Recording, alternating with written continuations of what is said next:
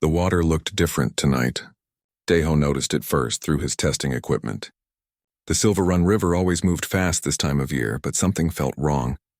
The numbers on his screen were normal, but his instincts were not.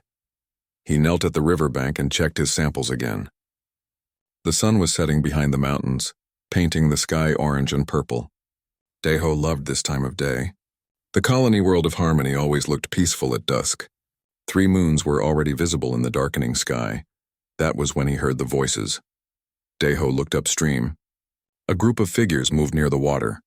They were Thanari, the blue-skinned aliens who lived in the northern district. He had seen them before at the market, but never this far from their settlement. There were maybe 7 or 8 of them, all wearing long robes. They carried something between them. His recording camera was still running. Deho zoomed in, curious but not worried. The colony had strict peace laws. Everyone got along here. Humans, Thanari, and 4 other species all shared this planet. Through the camera lens, he saw them more clearly. The Thanari were chanting something. Their voices rose and fell like waves. In the center of the group, they carried a small platform, almost like a stretcher. Someone lay on it. The figure on the platform was not moving. Deho watched as they reached the river's edge. They lowered the platform onto a small raft made of woven reeds. The person on the raft was definitely alive. He could see now that it was a young Thanari female. Her skin glowed with soft blue light, the bioluminescent patterns all Thanari had, but her patterns were flickering strangely like a broken light. Something was very wrong. The Thanari pushed the raft into the current. The water grabbed it immediately. The raft spun once, twice, then started moving downstream fast. Too fast. The female's bioluminescence flashed brighter now, almost violent in its intensity. Her patterns changed rapidly, colors Deho had never seen on a Thanari before. She was afraid. Even without understanding Thanari biology, Deho knew fear when he saw it. The group on the shore stood watching. Then they turned and walked away. Just walked away. They left her there, floating toward the rapids. Deho did not think. His body moved before his mind caught up. He dropped the testing equipment and ran toward the water. His boots splashed through the shallow edge. The cold hit him like a slap, but he did not stop. The raft was already 50 meters downstream. The current pulled at Deho's legs as he waded deeper. When the water reached his chest, he pushed off and started swimming. His arms cut through the water in strong, steady strokes. Years of swimming in Earth's oceans had prepared him for this. But this river was faster than any ocean. The current dragged him sideways. Deho angled his body, using the flow to push him toward the raft. His muscles burned. The cold water made his lungs tight. The raft was breaking apart. He could see the reeds coming loose. The Thanari female lay completely still now except for her flickering lights. Was she already dead? No, he saw her eyes move. She was watching him. 10 meters. 5 meters. Deho's hand reached out and grabbed the edge of the raft. The reeds cut into his palm, but he held on. With his other arm, he pulled himself closer.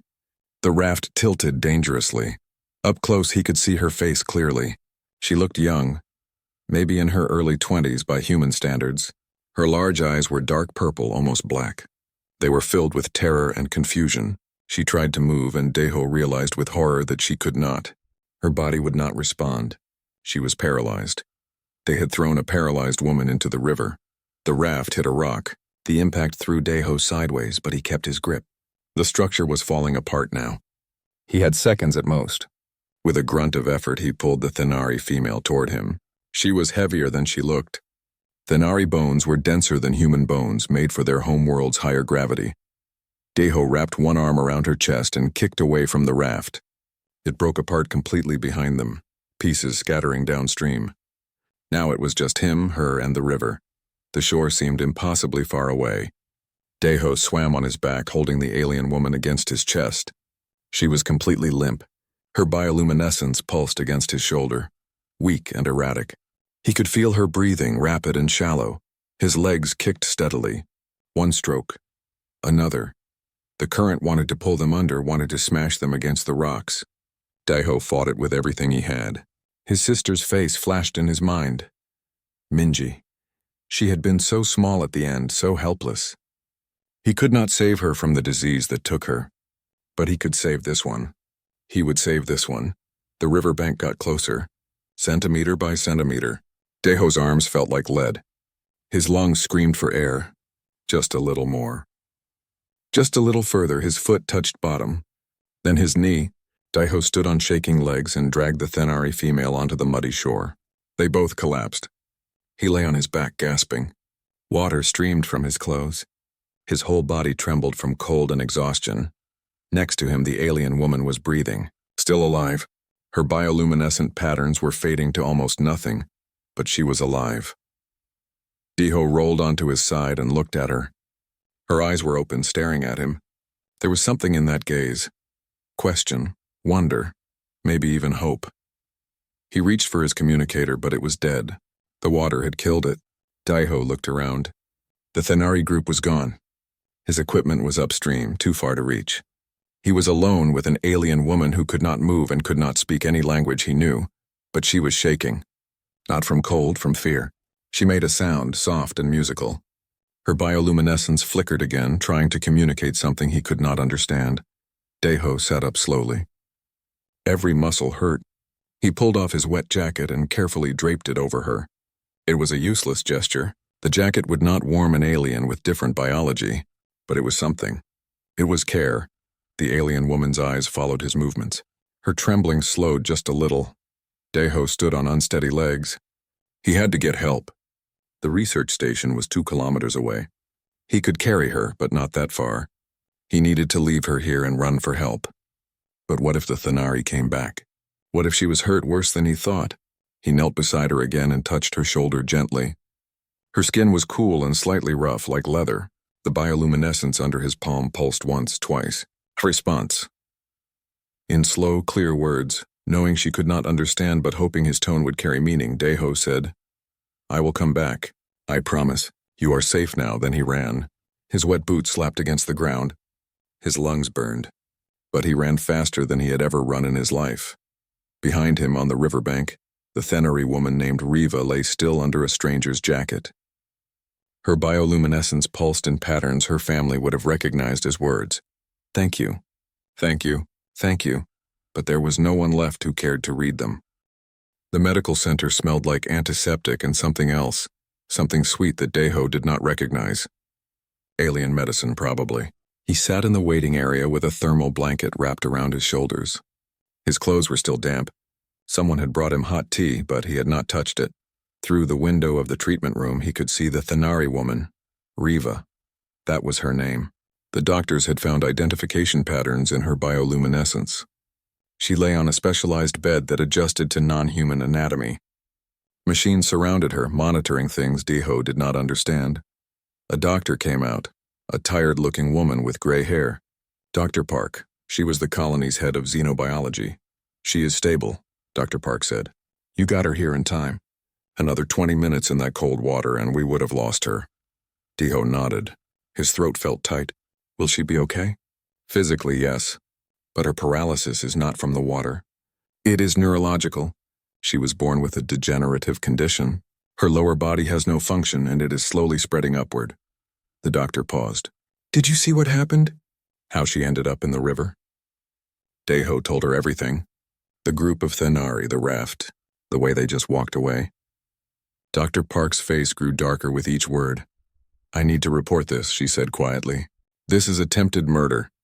2 hours later, the waiting area was full of people. Colonial security officers, government officials, and a young woman with sharp eyes and quick hands who introduced herself as Hyejin. I am a xenolinguist, Hyejin explained. She sat down next to Daiho without asking. I study alien languages and cultures. They called me because of the Thenari situation. Situation, Daiho repeated. The word felt too small for what he had seen. Hyejin pulled out a tablet and showed him a document. This is information about Thenari cultural practices. There is a ceremony called the farewell sending. When a Thenari is born with severe disabilities or becomes disabled later in life, the family performs this ritual. They believe the disabled person's spirit is trapped in a broken body. The water is supposed to free them, let them return to the cosmic ocean where all souls come from. Daiho stared at her. They drown their disabled family members. That is what you are telling me. In their culture, it is seen as an act of love, a mercy. She was afraid. Daiho's voice came out harder than he intended. I saw her face, her lights. She did not want to die. Hyejin was quiet for a moment. I know I am not defending it. I am just explaining it. The colonial authorities are trying to decide what to do. This is a legal nightmare. Do we respect cultural practices even when they hurt people? Or do we enforce our own values on another species? What does she want? Daeho asked. Riva, has anyone asked her what she wants? Hyejin smiled a little. It was a sad smile. Not yet, but I am going to try. Want to come with me? They went into the treatment room together. Riva's eyes tracked them as they entered. Her bioluminescence was stronger now, a soft blue glow across her skin. The patterns moved slowly like breathing. Hyejin pulled up a chair and attached a small device to her temple. This is a neural interface, she explained, speaking to Riva in slow, clear words. It will translate your bioluminescence into words I can understand. It is not perfect, but it is something. She placed a matching device near Riva's forehead. Lights blinked. The tablet in Hyejin's hand came alive with text. Riva's first words appeared on the screen. Why did you save me? Daeho moved closer so Riva could see him. He did not know if she remembered his face from the river. Everything had happened so fast and she had been so afraid. Because your life has value, he said simply. Because you matter. More text appeared. My family said I do not matter. They said I am broken. That keeping me alive is cruel. Your family is wrong, Daeho said. His voice was firm. Riva's patterns flickered rapidly. Hyejin checked the translation. She is confused. She says humans do not understand Thenari ways. She says her body is a prison and death would have been freedom. Did you want to die? Daeho asked directly. Long silence. The machines beeped softly. Finally, text appeared on Hyejin's screen. I do not know. I was told for so long that I should want to die. That it was the right thing. The kind thing, But when the water closed over me, when I could not breathe, I was so afraid. I wanted to live. I wanted to live so badly. Daeho felt something crack in his chest. He reached out slowly and touched Riva's hand. Her skin was cool and smooth. She could not feel it, he knew. Her paralysis meant no sensation below her shoulders, but he held her hand anyway. Then you will live, he said. I promise you, you will live. Over the next few days, Daeho became a regular visitor at the medical center. He came every morning before work and every evening after. Hyejin was often there too, working with Riva on communication. The neural interface was getting better at translating. Conversations became easier. Riva told them about her life. She had been born into a family of navigators, Thenari who guided ships through difficult space routes. Her paralysis appeared when she was 5 years old. At first it was just her legs, then her hips. By the time she was 20, she could not move anything below her chest. Her family kept her hidden. Disability was shameful in Thenari culture. It meant the cosmos had rejected you. But Riva learned anyway. She taught herself mathematics and music through old data files. She created beautiful patterns with her bioluminescence, complex mathematical songs that no one ever saw. I thought I was useless. Riva's translated words appeared on the screen one evening. Everyone told me I was. I believed them. But I loved learning. I loved creating. I just had no way to share it. Daeho told her about his own sister. Minji had died from a rare genetic disease when she was 16. For 2 years, Daeho watched her get weaker, watched her body fail while her mind stayed sharp and bright. The doctors could not save her, but they made sure she was comfortable, made sure she knew she was loved. She never gave up hoping, Daeho said. Right to the end, she wanted every single day she could get. She taught me that life is precious no matter how hard it gets. Riva's bioluminescence pulsed in patterns that the translator marked as crying. But not everyone was happy about the situation. Anonymous messages started appearing on Daeho's communicator. Threats written in broken standard. You dishonored sacred practice. You brought shame to the Thenari. Leave now or face consequences. Colonial security took the threats seriously. They assigned a guard to the medical center. They started an investigation into Riva's family. One night, Hyejin found Daeho sitting in the waiting area long after visiting hours. He was staring at nothing, his face troubled. Having second thoughts? She asked. No, Daeho said immediately. Never, but I keep thinking. What if I am wrong? What if interfering with their culture causes more harm than good? What if Riva ends up alone, rejected by her own people because of me? Hyejin sat down beside him. You gave her a choice. That is all. Whatever happens next, it is her choice now. Not her family's, not her culture's, hers. Is that enough? Daeho asked quietly. It has to be, Hyejin replied, because the alternative is letting someone die when they want to live. And that is something humans cannot do. It is not in our nature. Daeho looked at her. Is that what makes us human? This instinct to save people? Hyejin smiled. Maybe, or maybe it just makes us decent. Either way, I think you did the right thing. In the treatment room, Riva lay awake. Her bioluminescence pulsed softly in the darkness. For the first time in her life, she was alone but not lonely. For the first time, someone had chosen her life over tradition, and she was beginning to understand what that meant. 3 weeks after the rescue, Riva moved to Daeho's research station. The medical center had done everything they could. Her body was stable, but she needed long-term care. The station had better facilities for that, and it was far from the Thanari district, far from her family. Daeho had converted one of the observation rooms into living quarters. Large windows showed the river, the same river that almost killed her. Hyejin thought it was a bad idea, but Riva insisted. She wanted to see the water. It is not the river's fault, her translated words said. The river is just water. It was my family's choice that almost killed me. The first few days were difficult. Riva could not do anything for herself. Human caregivers helped her eat, helped her move. It was humiliating for her. Daeho could see it in the way her bioluminescence dimmed when strangers touched her. But slowly things improved. Hyejin spent hours with Riva, improving the neural interface. Communication became faster, more natural. They started having real conversations. About mathematics. About music. About life. One evening, Daeho brought his music player to Riva's room. Have you ever heard human music? He asked. No, Thanari music is different. We use bioluminescence patterns. Light and color instead of sound. Daeho played a piece by Chopin, Nocturne in E-flat major. The piano notes filled the room, gentle and sad and beautiful. Riva's bioluminescence exploded with color. Blues and purples and silvers cascaded across her skin. The patterns moved with the music, following rhythms, anticipating crescendos. It was like watching the song painted in light. When the music ended, Daeho sat speechless. That was incredible, he finally said. I see mathematics in music, Riva's translation appeared. Each note is a number. Each rhythm is an equation. The beauty is in the patterns. Your human music is full of patterns I have never seen before. It is wonderful. After that, music became their language. Daeho played songs from Earth and Riva responded with light. She created visual interpretations that took his breath away. Hyejin started recording them. She said they were a new art form, something that had never existed before.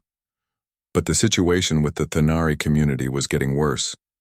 More threats arrived. The colonial government was investigating Riva's family, and the traditionalists were angry. They said humans were destroying their culture. Then one night, someone knocked on the station door. It was late, past midnight. Daeho answered carefully, keeping the security system armed. A Thanari man stood outside, young, wearing a plain robe. His bioluminescence was muted, almost hidden. My name is Kale, the alien said in halting standard. I am Riva's brother. I need to speak with the translator. With Hyejin. Daeho's first instinct was to slam the door. This man had helped throw Riva into the river. But something in Kale's posture stopped him. The Thanari looked defeated, ashamed. Wait here, Daeho said. He called Hyejin, who arrived 20 minutes later. They met with Kale in the station's meeting room. Daeho insisted on staying, his arms crossed, protective. Kyle spoke through his own neural translator. His words came out slow and painful. I need to know if Riva hates us. Hates me, I cannot sleep. I cannot work. All I see is her face when we put her on the raft. You put your own sister in a river to die, Daeho said flatly. What did you think would happen? I thought I was helping her, Kyle said. His bioluminescence flickered with obvious distress. That is what we are taught. Disabled Thanari are trapped souls. Death releases them. It is an act of love.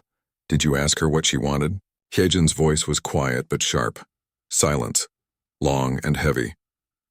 We did not think we needed to ask, Kale finally said. The elders said it was time. They said keeping her alive was cruel. My parents agreed, I agreed. But now, he trailed off, but now, Hyejin prompted, now I hear things, stories, the human saved her. She is alive. She is communicating, creating art, learning. And I think, what if we were wrong? What if everything we believe about disability is wrong? Kale looked directly at Deho. The traditionalists say you are a monster who violated our sacred ways. But some younger Thanari are saying you are a hero, that you saw value where we saw only burden. They are asking questions now. Dangerous questions about our traditions. Good, Deho said. They should ask questions. Your tradition kills people who want to live. I know that now, Cal said. Because Riva told us. She begged us not to do it. She said she wanted to live. But we did not listen. We said her words were just fear, that death was frightening but necessary. We thought we knew better than her. The room went very quiet. Even the hum of the station system seemed to fade. She begged you, Deho repeated. His voice was dangerous now. She begged you and you threw her in the water anyway. Yes. Kyle's bioluminescence dimmed to almost nothing. I will carry that shame until I die. That is why I am here. I need to know. Does she hate me? Can she ever forgive what I did? Hyejin looked at Deho. He shook his head slightly. This was not his decision to make. I will ask her, Hyejin said. But I make no promises. If she wants nothing to do with you, you will respect that? Kyle nodded and left. Deho watched him disappear into the night, anger and pity mixing in his chest. The next morning, Hyejin talked to Riva. Deho was not there for that conversation. He thought Riva needed privacy.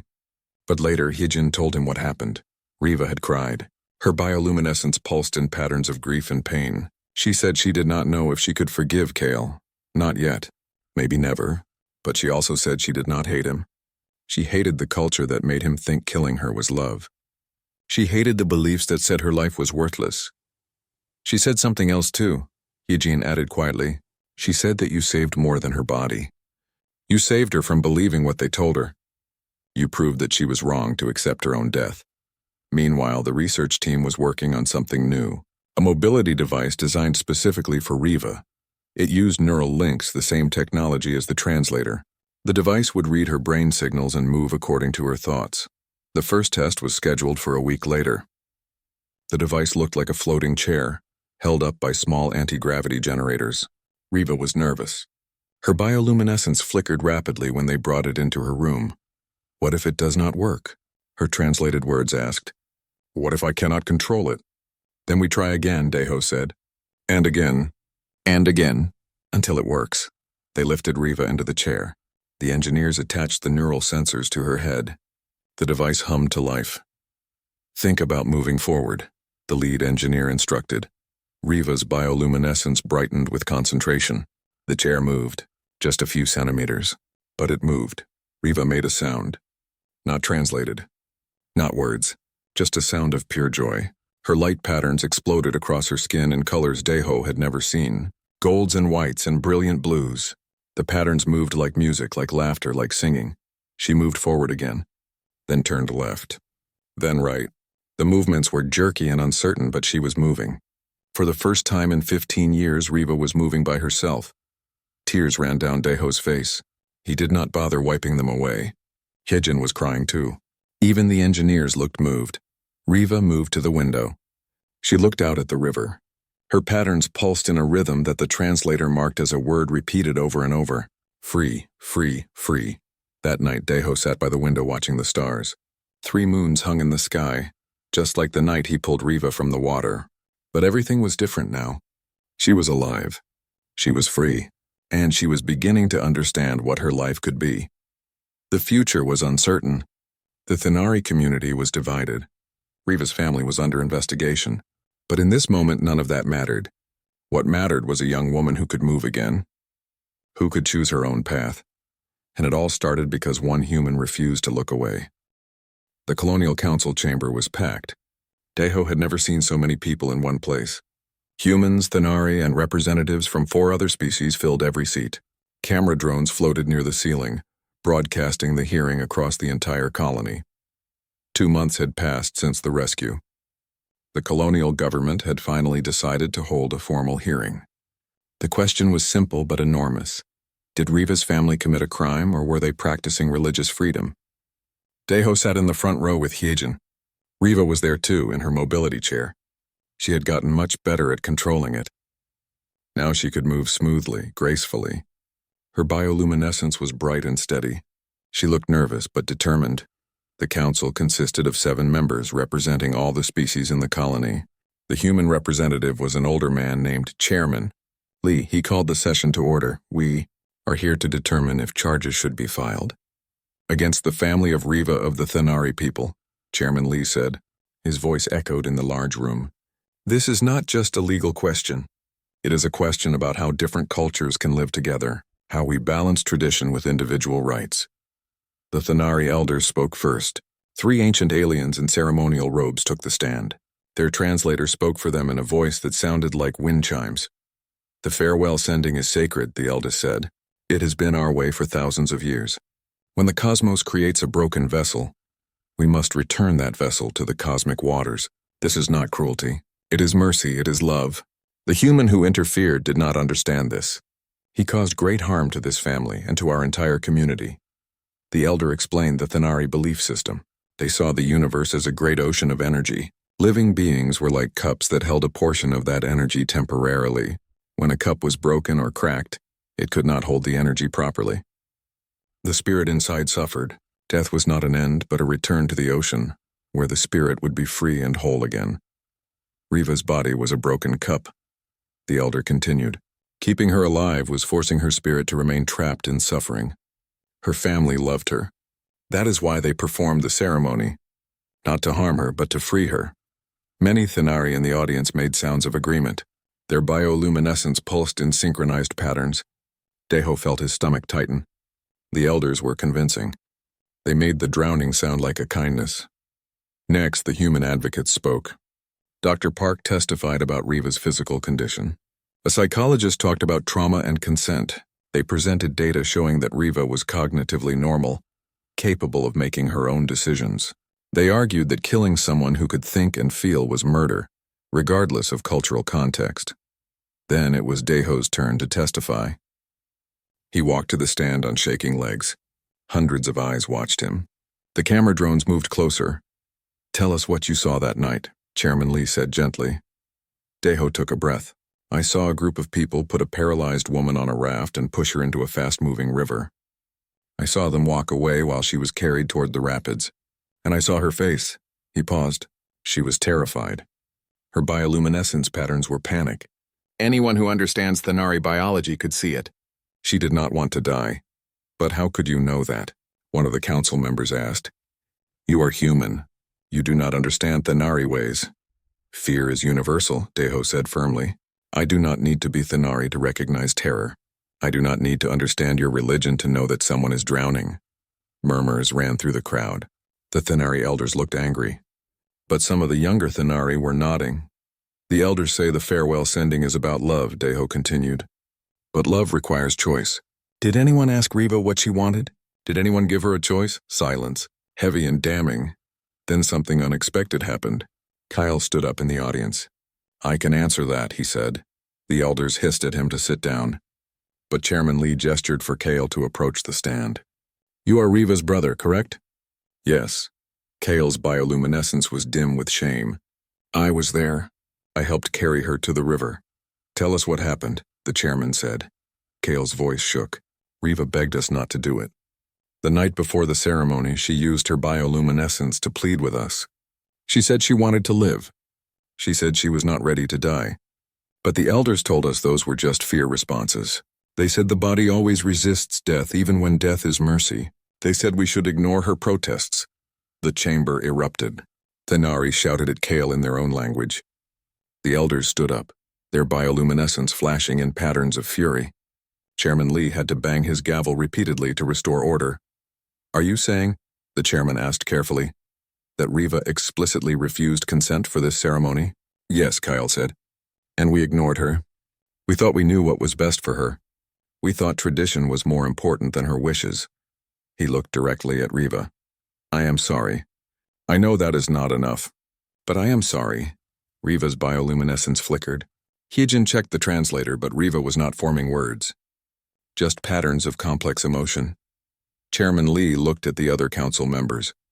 They had a whispered conference. Then he turned to the audience. We will hear from Riva herself, he announced, if she wishes to speak. All eyes turned to Riva. She moved her chair forward slowly. The council had set up a large screen that would display her translated words. She positioned herself so everyone could see her bioluminescence. For a moment, she said nothing. Her patterns moved across her skin like breathing. Then words appeared on the screen. My name is Riva. I am 24 years old. I have been paralyzed since I was 5. For 19 years, my family told me I was a burden, that my life had no value, that I should be grateful when they finally decided to end my suffering. Her bioluminescence brightened. The patterns moved faster. I loved them anyway. I believed them. I thought they were right. I thought I was broken and useless. So when they said it was time for the farewell sending, I tried to accept it. But when they put me on that raft, when the water touched me, I realized I did not want to die. I wanted to live. I wanted to live so desperately that it hurt. The chamber was completely silent now. Even the camera drones seemed to hold still. A human stranger saw me drowning. He did not know me. He did not know my name or my family or my culture. He just saw someone in trouble and he jumped in the water. He risked his life for mine. And that one act taught me something my own people never could. My life has value, not because I can walk or work or contribute to society, but because I am alive, because I exist, because I matter. Tejo felt tears on his face again. He did not try to hide them. I do not hate my family, Riva continued. I understand they were following tradition. But tradition that requires killing unwilling people is wrong. It does not matter how old it is or how sacred it is. If it takes away choice, if it silences the voice of the person it claims to help, then it is wrong. She turned her chair to face the Thanari elders directly. You say I am a broken cup, but I am not a cup. I am a person, and I choose to live. The council deliberated for 3 hours. When they returned, Chairman Lee looked tired but resolved. This council recognizes the importance of cultural traditions, he said. We respect the diversity of beliefs in our colony. However, we cannot allow any practice that violates individual consent. Riva explicitly refused the farewell sending. Her family proceeded anyway. While we acknowledge their cultural beliefs, we cannot excuse actions that harm unwilling individuals. He looked around the chamber. Riva is granted full legal personhood and all rights that come with it. She has the right to choose her own path. The farewell sending is not banned, but it can only be performed on individuals who give clear, informed consent. For those unable to consent or who refuse, the practice is prohibited. Some Thanari left the chamber in protest, but many stayed. Kyle stayed, and slowly, hesitantly, some of the younger Thanari began to flash their bioluminescence in patterns of approval. Riva moved her chair toward Tejo. Her bioluminescence pulsed in patterns he had learned to recognize: gratitude, hope, joy, thank you. Her translated words said simply. Tejo touched her hand. You saved yourself, he said. I just gave you the chance. Outside the council chamber, protesters chanted. Change was coming to the Thanari community, whether they wanted it or not, and it had started with one human who could not look away from suffering. It had started with compassion that crossed the boundaries of species. 6 months after the trial, Riva had become something unexpected. She had become famous. The footage of the hearing had spread across the colony's networks. Then it jumped to the neighboring systems. Within weeks, it reached the core worlds. Humans, aliens, everyone watched the video of a paralyzed Thanari woman declaring her right to live. Everyone heard about the human who dove into a river to save a complete stranger. Messages poured in from across the galaxy. Some praised Tejo as a hero. Others called him a cultural terrorist who destroyed sacred traditions. Xenobiologists wanted to study Riva. Activists wanted her to speak at rallies. News agencies wanted interviews. Riva turned down most requests. She was not interested in fame, but she agreed to one thing. She became a researcher at Tejo's Marine Biology Institute. The position was real, not charity. Her mathematical mind proved brilliant at analyzing water patterns and ecosystem behaviors. She could see connections that others missed. Numbers do not lie, she told Tejo one day. They were reviewing data from the river systems. Thanari culture taught me to analyze navigational patterns, water currents, gravitational flows. It turns out those skills work for biology too. She had just identified a previously unknown spawning pattern in the native fish. Her discovery would change how the colony managed its waterways. Tejo smiled. See, You are not useless. You never were. Riva's bioluminescence pulsed in patterns of satisfaction. I know that now, but it took a human stranger to show me. Her musical light compositions had also gained attention. Artists across multiple species praised them as a new art form. The way she translated human music into bioluminescent patterns created something that had never existed before. Beauty born from two different ways of experiencing the world. But the biggest impact was political. The trial had sparked debate in the Thanari community. Young Thanari were questioning traditions their parents had never thought to challenge. They started support groups for disabled individuals. They demanded investment in adaptive technologies. Kyle led the reform movement. He called it the choosing path. The name was deliberate. It emphasized choice over tradition. We were taught that disability is cosmic rejection, Kyle said in a recorded message that went viral across the Thanari networks. But what if we are wrong? What if disability is just a different way of existing? My sister Riva has accomplished more in 6 months than I have in my entire life, and we almost killed her because we believed in outdated superstitions. The traditionalists fought back hard. They said the young were betraying their ancestors. They said humans were corrupting Thanari culture. Some elders refused to speak to family members who supported the reforms. But change was happening anyway. 3 disabled Thanari who had been hidden by their families came forward publicly. They all said the same thing. They wanted to live. They wanted choices. Riva started corresponding with them. She shared her own story, offered advice and support. Hyejin helped set up a communication network. Soon there were dozens of disabled Thanari connecting with each other for the first time. They realized they were not alone. The impact spread beyond the Thanari. Other alien species in the colony had their own problematic traditions. The Krivali practiced ritual suicide for elderly members. The Vorn had a caste system that limited rights based on birth mutations. Watching the Thanari debate, these other species started having similar conversations. Humanity's reputation in the galaxy began to shift. They had always been seen as aggressive, expansionist, sometimes arrogant. But now a different image emerged. Humans were the species that cared. The species that could not walk past suffering without trying to help. An ambassador from the Vorn Federation contacted the colony administration. She wanted to establish a joint council on individual rights. Could humans share their ethical frameworks? Could they help other species navigate these difficult questions? Chairman Lee approved the proposal. He asked Riva if she would serve on the council. She agreed immediately. "You are making history," Hyejin told her. They were preparing for the first council meeting. "You are changing how species interact with each other." Riva's patterns flickered thoughtfully. "I am just living. That is all. I am choosing to live and refusing to be silent. If that changes things, good. But I am doing this for me first." The Interspecies Council on Universal Dignity held its first meeting in the colony's diplomatic center. 20 species sent representatives. They debated for 3 days about what rights should be considered universal.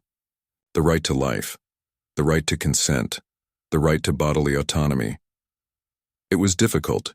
Species had very different values and traditions, but slowly, carefully, they built a framework, not rules forced from above, but principles agreed upon together, a foundation for how diverse beings could coexist while respecting individual dignity. Riva spoke at the closing session. Her words were translated into 17 different languages and displayed on screens throughout the room. 6 months ago, my own family tried to kill me. They believed they were showing love. Today I stand before you because one human refused to accept that belief. He saw me as a person first. Not a burden, not a broken thing. A person. She moved her chair closer to the podium. We all have different cultures, different beliefs, different ways of understanding the universe. But there is one thing we must agree on. Every thinking being deserves the right to choose their own fate. Tradition is important, culture is important, but they cannot be more important than the voice of the individual saying, "I want to live." The response was immediate. Beings from multiple species began making sounds of approval. Humans clapped. The Nari pulsed their bioluminescence. Vorn clicked their mandibles. Each species had its own way of showing agreement, and together they created a symphony of support. After the session, Daiho found Riva in one of the quiet gardens outside the diplomatic center. She was looking up at the three moons, her patterns moving in slow, peaceful rhythms. "Thank you," she said when she sensed him approaching. "Again, always thank you." Daiho sat on a nearby bench. "You know, I keep thinking about that night. What if I had not been there? What if I had been 10 minutes later, or a kilometer downstream? So many tiny chances." "But you were there," Riva said. "That is what matters. You could have looked away. Many would have. You could have decided it was not your business, not your culture, not your problem, but you jumped in the water anyway." "It was instinct," Daiho said quietly. "I saw someone drowning. What else could I do?" Riva's patterns brightened. "Exactly. That is what makes humans special. You see suffering and you respond, not because it benefits you, not because of duty or tradition. You just do it. You care." She turned her chair to face him fully. "Do you know what other species say about humans? They say you are dangerous, aggressive, unpredictable, and all of that is true. But they miss the most important thing. You are also the kindest species in the galaxy. You rescue strangers from rivers. You fight for people you have never met. You believe, truly believe, that every life has value." Daiho felt his throat tighten. "We are not always kind. Humans have done terrible things too." "Every species has done terrible things," Riva said. "But humans are the only ones who dive into rivers for aliens they do not know. That matters, that means something." They sat in comfortable silence for a while. Above them, the moons moved slowly across the sky. In the distance, they could hear the river flowing. The same river where everything changed. Hyejin found them there an hour later. She had news. 3 more alien species wanted to join the Universal Dignity Council. A publisher wanted to release a book about Riva's story. A university wanted to offer her a research fellowship. Riva listened to it all, then said quietly, "I want to start a scholarship program for disabled individuals from all species, so they can get education and training, so they can prove their worth." "That is a wonderful idea," Hyejin said. "What would you call it?" Riva's bioluminescence pulsed thoughtfully. Then words appeared on the translator. "The Second Chance Foundation, because everyone deserves a second chance at life." Daiho smiled. "Perfect." Over the following months, the foundation grew quickly. Donations came from across the galaxy.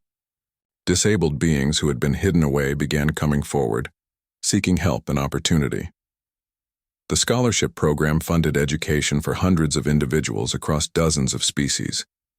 But more than the practical help, the foundation offered something else: hope. It proved that disability did not mean worthlessness, that there were alternatives to ancient traditions of abandonment and death. The ripples from one act of compassion continued spreading. They touched lives on planets Daiho would never visit. They changed cultures he would never fully understand. And it all started because a human marine biologist happened to be testing water quality at dusk, because he looked upstream at the wrong moment, or maybe the right moment, because when he saw someone drowning, he did what humans do. He jumped in to save them.